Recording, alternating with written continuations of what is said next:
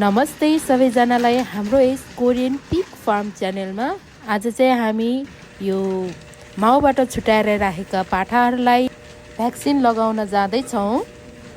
यो पाठाहरू चाहिँ माउबाट छुट्याएको 1 महिना 10 दिन जस्तो भयो, लगभग 40 दिनको भयो। यसरी माउबाट छुट्याएर यिनीहरूलाई ग्रुप मिलाएर यसरी छुट्टै राख्ने गरिन्छ।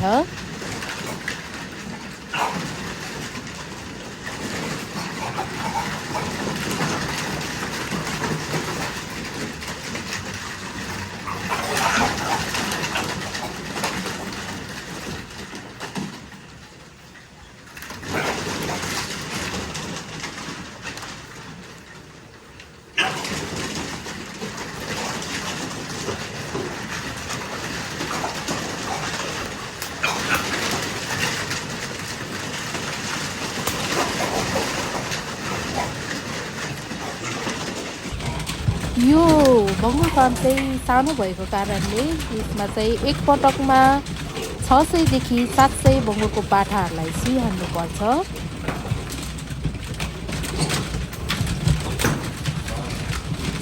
यसरी सुइहाल्ने क्रममा चाहिँ पाठाहरू मिसिने डर हुनाले यसलाई चिन लाउँदै सुइहाल्नु पर्दछ।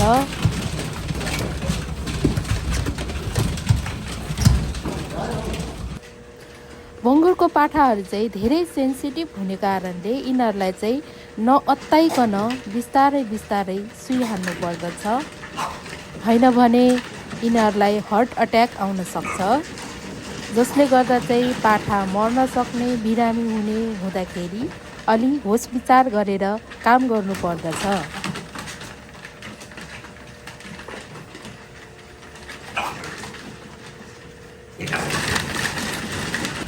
यी पाठाहरू धेरै चञ्चले हुने हुनाले यताउता चल्ने भएकोले सुइहाल्न गाह्रो हुन्छ।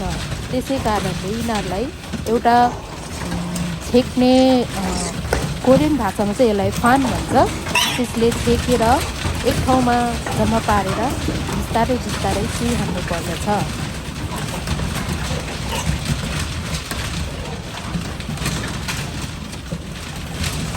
कोरियामा चाहिँ धेरै चिसो हुने हुँदा यिनीहरूलाई यसरी यो हिटर राखेर तातो बनाइन्छ।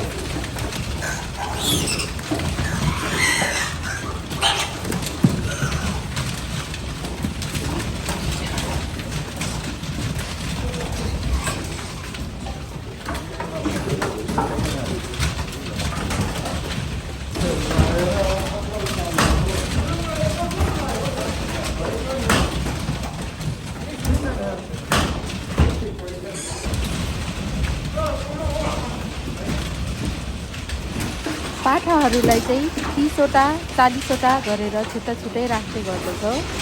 यिनीहरूलाई चाहिँ सबै सँगै राख्यो भने चाहिँ जुट्ने, दाना नपुग्ने, पानी नपुग्ने हुनाले मजाले गनेर छुट्याएर राख्ने गरिन्छ।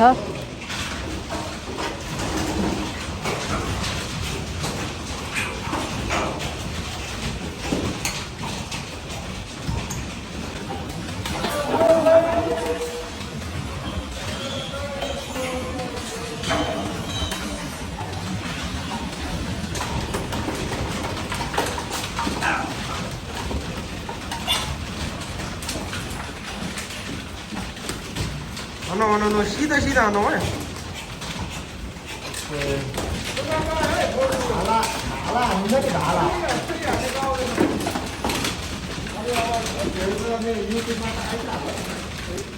अहिले नभएन, अब 2-3 वर्षमा त पक्कै पनि धेरै हेर्छ।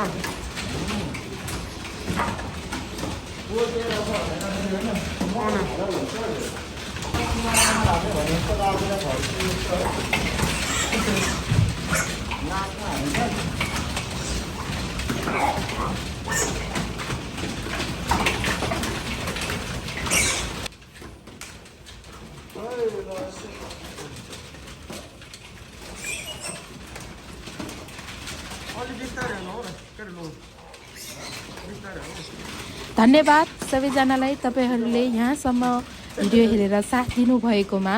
आशा गर्दछु अझै नयाँ नयाँ कुराहरू तपाईँहरू सामु प्रस्तुत गर्नेछु भन्ने बाचाका साथ आजलाई बिदा हुन्छु। धन्यवाद।